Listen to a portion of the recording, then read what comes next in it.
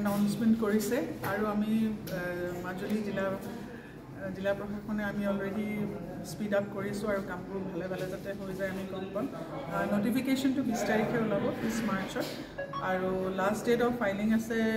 27 মাৰ্চৰ তাৰপিছত আপোনাৰ স্ক্ৰুটিনি হ'ব 28 তাৰিখে আৰু উইথড্ৰয়েল হ'ব 30 তাৰিখে তাৰপিছত আপুনিতো গম পাইছে আমাৰ উজনি 19 তাৰিখে হ'ব 19 এপ্ৰিলত 3টা ফেজত হ'ব গোটেই অসমৰ ভিতৰত আৰু কাউণ্টিংটো আছেতো 4 তাৰিখে 4 জুনত আৰু আমি তেনেকেই চব সাজু হৈছোঁ চব MCC model code of conduct সেইটো কাৰণেও আমি এতিয়া সাজু হৈ গৈছোঁ আৰু পলিটিকেল পাৰ্টিজবিলাককো আমি ব্ৰিফ কৰি দিলোঁ কি কৰিব লাগে নালাগে আমি প্ৰস্তুতি হৈছোঁ আচলতে দেখা পোৱা গৈছে যে 80 ভোটৰ ভোটাৰ আছে 600জনৰ ওপৰত তেওঁলোকৰ বাবে কিবা বিশেষ ব্যৱস্থা থাকিব এইবাৰ আমাৰ 85 প্লাছ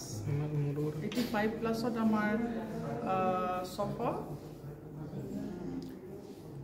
659 জন আছে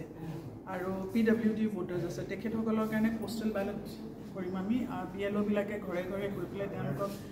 এপ্লিকেশ্যন দিব যদি তেওঁলোকে কয় যে আমি কৰিম বুলি তেতিয়া আমি তেওঁলোকক ফৰ্ম দি দিম তেওঁলোকে ফৰ্ম ছাবমিট কৰিব আৰু 30 তাৰিখলৈকে ফৰ্ম ছাবমিট কৰিব তাৰপিছত সেই ফৰ্মখিনি আমি আকৌ জমা দি কিমান আহিছে তেওঁলোকৰ ঘৰে ঘৰে আকৌ গৈ পেলাই আমি পোষ্টেল বেলট দি দিম পোষ্টেল বেলট এটা টিম থাকিব পুলিচ থাকিব ভিডিঅ'গ্ৰাফাৰ থাকিব সেইবোৰ পোষ্টেল বেলটবোৰ আনি চিল এনভেলপত থৈ আমি সেইখিনি ষ্ট্ৰং ৰুমত থৈ দিম তাৰপিছত আকৌ গুৱাহাটীলৈ পঠাই আৰু এটা বস্তু দেখা পোৱা যায় মাজুলী কিছুমান জেগা আচলতে প্ৰত্যাহ্বানো আছে নিৰ্বাচন হৈ পোৱাৰ লগে লগে দক্ষিণাহত বুলিয়ে হওক বা এইফালে লুইট চাবলৈ ডব্লিউ চাপৰি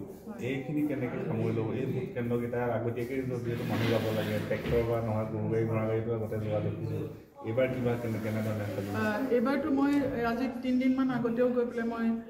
ডব্লিউ চাপৰিত গৈ আহিছোঁ যিখিনি আমাৰ শিৱসাগৰেদি যাব লাগে তালৈ গৈ আহিছোঁ তাৰপিছত মই গোটেইকেইটা চাপৰিয়ে চাইছোঁ তাৰ কাৰণে আমি প্ৰস্তুত হৈছোঁ ট্ৰেক্টৰ নাও তাৰপিছত অকণমান ক'ৰবাত ৰাস্তা বনাই দিব লাগে সেইখিনিও কৰি দিম আৰু আমি এইটো চাম যাতে যেতিয়া আমাৰ ডিষ্ট্ৰিবিউশ্যন দিনা আমি প্ৰথম আমাৰ এই চাপৰিকেইটা যিকেইটা বহুত দূৰ তালৈ প্ৰথমতে আমি সেইকেইটা পলিং ষ্টেচন আগতে পঠিয়াই দিম মানুহকেইজনক তাৰপিছত আমি নতুনকৈ নিজে আৰম্ভ কৰিম সেইখিনি অতি দূৰ অৱশ্যে এটাটো আছে আপোনাৰ গহপুৰ হৈ পেলাই যাব লাগিব এইটো চবতকৈ ওচৰতো ডব্লিউ চাপৰিটো নদীখন ব্ৰহ্মপুত্ৰখন পাৰ হ'লে যোৰহাটৰ থ্ৰুৰে যাব পাৰি কিন্তু বাকীকেইটা দূৰ তাৰ কাৰণে আমি সাজু হৈছোঁৱে অলৰেডি আৰু একেটা সময়তে যিখিনি আপোনালোকৰ মিটিং হ'ব মিটিঙত আমাৰ এটা ভিডিঅ' চাৰ্ভেলেঞ্চ টিম থাকিব আপোনালোকে যিটো হিচাপ দিয়ে সেই হিচাপটোৰ লগত সামঞ্জস্য আমাৰ ভিডিঅ' চাৰ্ভেলেঞ্চ টিমে আপোনালোক গোটেই প্ৰগ্ৰেমটো ভিডিঅ' কৰি আনিব ভিডিঅ' কৰি অনাৰ পিছত আমাৰ এটা ইয়াতে আমাৰ এক্সপেণ্ডিচাৰ মনিটৰিং চেল থাকিব এক্সপেণ্ডিচাৰ মনিটৰিং চেলটোত আমাৰ এজন এছিষ্টেণ্ট এক্সপেণ্ডিচাৰ অবজাৰ্ভাৰ থাকিব যোনজন এক্সপেণ্ডিচাৰ অবজাৰ্ভাৰ এছিষ্ট কৰিব তেখেতে এখন চেলৰ এক্সপেণ্ডিচাৰ ৰেজিষ্টাৰ মেইনটেইন কৰিব আমাৰ ভিডিঅ' চাৰ্ভেলেঞ্চ টিম আমাৰ ষ্টেটিক চাৰ্ভেলেঞ্চ টিম দি এটা জেগাত লৈ গাড়ীসমূহ চেক কৰি থাকিব বা মানুহৰ অহা যোৱা চেক কৰি থাকিব আৰু ফ্লাইং স্কোৱাড টিমে আমাৰ সদায় গধূলি আহি সেই এছিষ্টেণ্ট এক্সপেণ্ডিচাৰ অবজাৰ্ভাৰজনক খৰচবিলাকৰ খতিয়ান দিব আৰু আমাৰ লগতে আমাৰ MCC চিটি আমাৰ গভৰ্ণমেণ্টক আৰু আমাৰ পুলিচৰ ফালৰ পৰা গভৰ্ণমেণ্টক সদায় আমি গধূলি চিজাৰ লিষ্ট কিমান টকা জব্দ কৰা হ'ল আমি সেইটোতে হিচাপে দিব লাগিব সাইমultaneously আমাৰ এছিষ্টেণ্ট এক্সপেণ্ডিচাৰ অবজাৰ্ভাৰজনে এখন চেলো এক্সপেণ্ডিচাৰ ৰেজিষ্টাৰ মেইনটেইন কৰি যাব কেণ্ডিডেটজনৰ এগেইনষ্টত তেওঁ কিমান টকা খৰচ সেই পাৰ্টিকুলাৰ পলিটিকেল কেম্পেইনটোৱে হওক বা ৰেলীটোৱে তেওঁ খৰচ কৰিছে আৰু সেই খৰচসমূহ অন্তিম সময়ত কাউণ্টিঙৰ 1 মাহৰ পিছত যিটো আমাৰ যিজন জেনেৰেল যিজন মানে আমাৰ যিটো আৰু ডিষ্ট্ৰিক্টৰ যিজন এক্সপেণ্ডিচাৰ অবজাৰ্ভাৰ থাকিব তেখেতক সেই হিচাপটো দাখিল কৰিব আৰু ইতিমধ্যে যোৱাকালি কৈছে যে 90 লাখ টকা এজন 95 লাখ এজন মানে পাৰ্লিয়ামেণ্টাৰী কনষ্টিটুৱেঞ্চি কেণ্ডিডেটৰ কাৰণে তেখেতক এলাউ কৰিছে গতিকে তেখেতৰ হিচাপটো শেষত টোটেল আমাৰ যিজন এছিষ্টেণ্ট এক্সপেণ্ডিচাৰ অবজাৰ্ভাৰ যিটো মেইনটেইন কৰিব সেইটো তেখেতৰ লগত টেলি কৰিব সেইটোৱে হৈছে নিয়ম আৰু তাৰ বাহিৰে আপোনালোকে জানে কোনখিনি ইতিমধ্যে ৰিচিভাৰে আপোনালোকক কৈছে কিমান কোনখিনি পাৰ্মিছেবল কিখিনি পাৰ্মিছেবল নহয়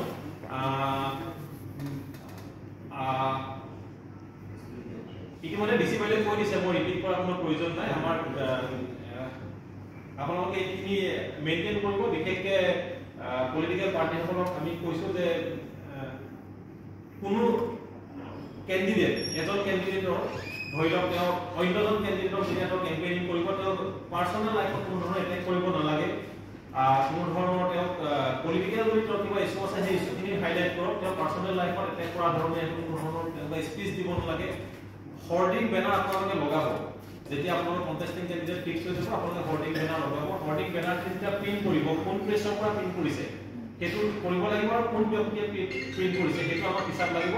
আৰু হিচাপটো আমাৰ কিন্তু আমাৰ আপোনালোকে অফিচত আমাক জমা দিবই লাগিব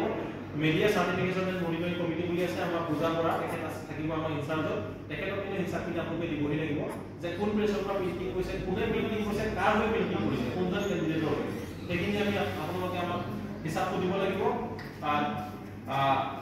আৰু এটা কথা কওঁ আপোনালোকে আমাৰ ৰিলিজিয়াছ ইনষ্টিটিউশ্যনছ ধৰি লওক নামঘৰ সত্ৰ মন্দিৰ এইসমূহত আপোনালোকে আপোনালোকৰ কেম্পেইনিং কাৰ্যৰ পৰা আপোনালোকে বিৰত থাকিব তাতে আপোনালোকে পোষ্টাৰ বেনাৰ নলগাব আৰু একেটা সময়তে আপোনালোকে তেনেকুৱা ধৰণৰ ৰিলিজিয়াছ লিংগুইষ্টিক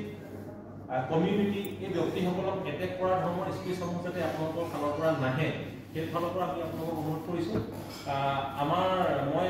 MCC চেলৰ ইনচাৰ্জ হিচাপে থাকিম আমি 100% আমি সম্পূৰ্ণৰূপে আমি ফ্ৰী এণ্ড ফেয়াৰ ইলেকশ্যন পাতিবৰ কাৰণে আমি 100% আমি এফৰ্ট দিম আমি আপোনালোকৰ পৰা সহায় সহযোগিতা বিচাৰিছোঁ আৰু যিকোনো অভিযোগ থাকিলে আপোনালোকে আমাৰ CVJ লেব আছে CVJ লেবত আপোনালোকে দিব পাৰিব ইতিমধ্যে SP ছাৰে কৈছে আমি উইদিন 100 মিনিটছ সেই সমস্যাসমূহৰ আমি আমাৰ FST টিম বা আমাৰ যি আমাৰ টিমসমূহ থাকিব GST কৰি হ'লেও আমি আপোনালোকক আমি খুব কম সময়তে গৈ আমি সেই সমস্যাসমূহ আমি আপোনালোকৰ যি অভিযোগটো আমি ডিছপ'জ কৰিবলৈ চেষ্টা কৰিম উইদিন 100 মিনিটছ সেইখিনি আমাৰ পৰা পাছতে আপোনালোকৰ সহায় সহযোগিতা বিচাৰিছোঁ আমি free and fair election Majuli ডিষ্ট্ৰিক্টৰ পৰা যাতে কোনো ধৰণৰ হিংসাত্মক ঘটনা নোহোৱাকৈ কোনো ধৰণৰ অপ্ৰীতিকৰ ঘটনা নোহোৱাকৈ আমি যাতে সকলো ভোটাৰকে মেক্সিমাম পাৰ্টিচিপেশ্যন যাতে আমাৰ মাজুলী ডিষ্ট্ৰিক্টৰ পৰা হয় ভোটাৰৰ মেক্সিমাম পাৰ্টিচিপেশ্যন যাতে মাজুলী ডিষ্ট্ৰিক্টৰ ফালৰ পৰা হয় সেইটোৱে আমাৰ ফালৰ পৰা আমি আশা ৰাখিছোঁ